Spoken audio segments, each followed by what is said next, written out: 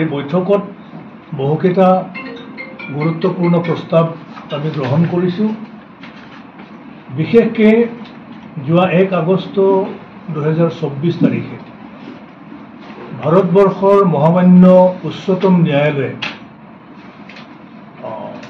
Schedule caste আৰু schedule ট্ৰাইবৰ মাজতো creamy layer বাছি উলিয়াবৰ কাৰণে গভৰ্ণমেণ্ট অফ ইণ্ডিয়াক নিৰ্দেশনা দিয়া বা বৰ্তমানে স্বীকৃত শিডিউল কাষ্ট আৰু শিডিউল ট্ৰাইবৰ মাজত পুনৰ শ্ৰেণী বিভাজন বা সাব ক্লাছিফিকেশ্যন কৰি পেলাই ৰিজাৰ্ভেশ্যন কোটাটো মানে কোটা উইদিন কোটা এটা কোৱান্টিফাইবল ডাটা নিৰ্ধাৰণ কৰি বৰ্তমানে স্বীকৃত ট্ৰাইবেল বা শিডিউল কাষ্টৰ জনগোষ্ঠীবিলাকৰ যিবিলাকৰ এডভান্স কমিউনিটি তেওঁলোকক কোটা কমাই দি যিবিলাক অনুন্নত হৈ আছে এতিয়াও মানে ৰিজাৰ্ভেশ্যনৰ এডভান্টেজ ল'ব যোনে পৰা নাই, যোনে বেনিফিটবিলাক পোৱা নাই, তেওঁলোকক কোটা বঢ়াই দিয়াৰ কাৰণে এটা গভৰ্ণমেণ্টক এটা কোৱান্টিফাইবল ডাটা উলিয়াবলৈ নিৰ্দেশনা জাৰি কৰিছে। এই সন্দৰ্ভত আমি গোটেই জাজমেণ্টটো আমি অধ্যয়ন কৰি পেলাই দেখিলোঁ যে এই ৰায় যদি বলবৎ হ'বলৈ হয় তেতিয়াহ'লে শিডিউল কাষ্ট আৰু শিডিউল ট্ৰাইব হিচাপে স্বীকৃত জনগোষ্ঠীসমূহৰ মাজত পুনৰ বিভাজনৰ সৃষ্টি হ'ব, পুনৰ এটা নতুন শ্ৰেণীৰ সৃষ্টি হ'ব। Among tribal among schedule caste তাতে আপাৰ ক্লাছ এটা আৰু লোৱাৰ ক্লাছ এটা সৃষ্টি হ'ব, যিটো আমি কেতিয়াও কামনা নকৰোঁ। সেইকাৰণে গোটেই বিষয়বিলাক আমি তন্নকৈ পৰীক্ষা কৰাৰ পিছত আজি এটা সিদ্ধান্তত আমি উপনীত হ'লোঁ যে সুপ্ৰিম কোৰ্টৰ উক্ত ৰায়ক আমি বিৰোধিতা কৰিছোঁ। আজিৰ CC2R এই বৈঠকে ক্ৰিমিলেয়াৰৰ বিষয়টো আমি বিৰোধিতা কৰাৰ লগতে যি সাব ক্লাছিফিকেশ্যনৰ কথা কৈছে, কোটা উইদিন কোটাৰ কথাটো কৈছে, মানে সমূলাংশে এই গোটেই বিষয়টোক আমি বিৰোধিতা কৰাৰ কাৰণে এটা সিদ্ধান্ত লৈছোঁ। আৰু এই বিৰোধিতাৰ যি আমি সিদ্ধান্ত, এই সিদ্ধান্তক আমি ভাৰতবৰ্ষৰ প্ৰধানমন্ত্ৰী নৰেন্দ্ৰ মোদী ডাঙৰীয়া, গৃহমন্ত্ৰী অমিত শ্বাহ ডাঙৰীয়াক স্মাৰক পত্ৰ আকাৰে প্ৰেৰণ কৰাৰ কাৰণে এটা সিদ্ধান্ত আমি গ্ৰহণ কৰিছোঁ। আৰু ইয়াৰ কেইবাটাও কাৰণ আছে। কাৰণ ৰিজাৰ্ভেশ্যন পলিচি আজিও প্ৰপাৰলি ইমপ্লিমেণ্ট নহ'ল, যাৰ কাৰণে অসম চৰকাৰৰ 59 ডিপাৰ্টমেণ্টছত 12,155 বেকলগ ভেকেঞ্চি এতিয়াও ফিল আপ কৰা নাই। সমগ্ৰ ভাৰতবৰ্ষত 45 চেণ্ট্ৰেল ইউনিভাৰ্চিটিত টিচিং ষ্টাফ আৰু নন টিচিং ষ্টাফত কেইবাশ ST আৰু SCৰ কাৰণে বেকলগ এতিয়ালৈকে ফিল আপ কৰা নাই। তো তেনে ক্ষেত্ৰত কেনেকৈ জাষ্টিফাই কৰিব বিচাৰিছে? আমি জানো যে সংসদতহে আইন প্ৰণয়ন হয়।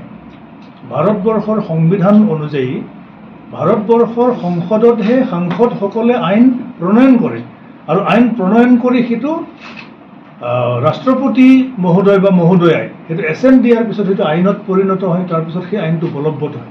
কিন্তু আজি আমি ইয়াৰ ওলোটা দেখিবলৈ পাইছোঁ যে ন্যায়ালয়েহে আইন প্ৰস্তুত কৰি চৰকাৰক বলবৎ কৰিবলৈ বাধ্য কৰোৱা। এইটো কিন্তু ডেমক্ৰেটিক কি কয় কাণ্ট্ৰিত এইটো অদ্ভুত ধৰণৰ এটা ঘটনা। ভাৰতবৰ্ষৰ সংবিধান উলংঘা কৰাৰ এটা মানে পৰম্পৰা ডেভেলপ হৈছে, যাৰ কাৰণে আমি কৈছোঁ যে কেন্দ্ৰীয় চৰকাৰে এই যিটো ৰায়দান এইটোক যদি বলপূৰ্বকভাৱে SC আৰু STৰ ওপৰত জাপি দিব বিচাৰে তেতিয়াহ'লে নিশ্চিতভাৱে আমি CC2R হিচাপে আমি ন্যায়ালয়ত আমাৰ আৰ্জি আমি পেছ কৰিম। এইটো ৰিভিজনৰ কাৰণে, ৰিভিউ কৰিবৰ কাৰণে আমি আৰ্জি পেছ কৰিম। এই সিদ্ধান্তটো আমি আজি গ্ৰহণ কৰিছোঁ। আজি মেৰিটৰিয়াছ ষ্টুডেণ্টবিলাকক মেৰিট লিষ্টতহে লিষ্টেড কৰিব লাগে এডমিশ্যনৰ সময়ত, কলেজৰ ইউনিভাৰ্চিটি এডমিশ্যনৰ সময়ত। কিন্তু আমি দেখিবলৈ পাইছোঁ যে মেৰিটৰিয়াছ ষ্টুডেণ্টকো কোটাতহে দিয়ে, ৰিজাৰ্ভ কোটাত দিয়ে। ফলত কি হয়, আপোনাৰ বিল' কাট অফ মাৰ্কছৰ যিখিনি student SC student ST student তেওঁলোক ডিপ্ৰাইভ হৈ যায়, এডমিশ্যন নাপায়। এইটো reservation is in addition to merit. Merit হিচাপে মেৰিটৰিয়াছ ষ্টুডেণ্টক মেৰিট হিচাপে ট্ৰিট কৰিব লাগিব, আৰু যিবিলাক মেৰিটৰিয়াছ নহয় তেওঁলোকক কোটাত দিব লাগিব। সেইটোহে নিয়ম আচলতে। কিন্তু আমাৰ মেৰিটৰিয়াছ ষ্টুডেণ্টক কি কৰে, কোটাত পঠিয়াই দিয়ে। ফলত আমাৰ কাট অফ মাৰ্কৰ তলৰ ষ্টুডেণ্টবিলাকে আৰু এডমিশ্যন ক'তো নাপায়। বঙাইগাঁও কলেজৰ এটা উদাহৰণ, এইবাৰ এডমিশ্যনত তেওঁলোকে মেৰিটৰিয়াছ ষ্টুডেণ্টক চব কোটাত দি দিলে, মেৰিট লিষ্টত নোসোমোৱালে। তো আমি ডিপাৰ্টমেণ্টক জনালোঁ, কৰ্মচাৰী বিভাগক, পাৰ্চনেল এণ্ড ট্ৰেইনিং ডিপাৰ্টমেণ্টেহে চাই, আজিকালি ৰিজাৰ্ভেশ্যন পলিচি ট্ৰাইবেল এফেয়াৰ্ছ ডিপাৰ্টমেণ্টে নাচায়। গতিকে এইটো আউট অফ ৰিচ হৈ গ'ল আমাৰ কাৰণে। এই ডিপাৰ্টমেণ্টটো আগতে WPT থাকোঁতে আমি খুব ক্ল'জলি আমাৰ ৰিজনমেণ্টবিলাক আমি প্ৰকাশ কৰিবলৈ সুযোগ পাইছিলোঁ, কিন্তু এতিয়া পাৰ্চনেল এণ্ড ট্ৰেইনিঙে এতিয়া ৰিজাৰ্ভেশ্যন পলিচিটো চায়। ফলত কি হৈছে, আমি আমাৰ ডিপ্ৰাইভেশ্যনৰ হাৰটো আৰু বাঢ়ি গৈ আছে। তো এই সিদ্ধান্তটো আমি আজি গ্ৰহণ কৰিছোঁ। সাংস্কৃতিকভাৱে আমি আমাৰ যি একতা আছে, সামাজিকভাৱে আমাৰ যিটো ঐক্য আছে ট্ৰাইবেলৰ মাজত, সেইটো যাতে পুনৰ বিভাজন নহয়। আমাৰ মাজত যিটো ইউনিটি আছে, সেই ইউনিটি বৰ্তাই ৰখাৰ স্বাৰ্থতেই আমি আমাৰ মাজত চাব ক্লাছিফিকেশ্যনটো আমি নিবিচাৰোঁ, কোটা উইদিন কোটা ডিষ্ট্ৰিবিউশ্যনটো আমি নিবিচাৰোঁ। আমি একেলগে আছোঁ। আমি যিবিলাক অলপ এডভান্স হৈছোঁ, আমি তলৰখিনিকো আমি তাত টানি লৈ গৈ আছোঁ।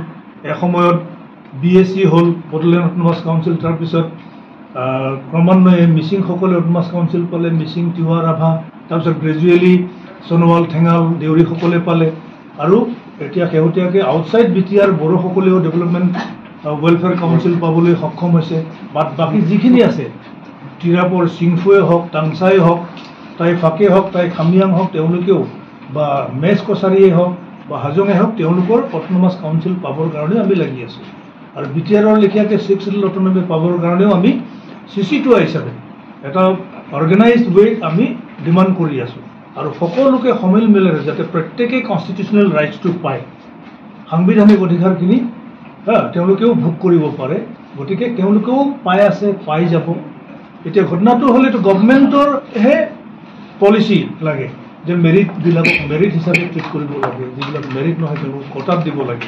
গতিকে এই ডিমাণ্ডবিলাক আজি আমি কৰিছোঁ। এইটো হৈছে প্ৰথম কথা। আৰু এই যিটো সুপ্ৰিম কোৰ্টৰ যিটো ৰায়, সেইটোৱে ভাৰতীয় সংবিধানৰ 341 আৰু 342 ধাৰাৰ পৰিপন্থী।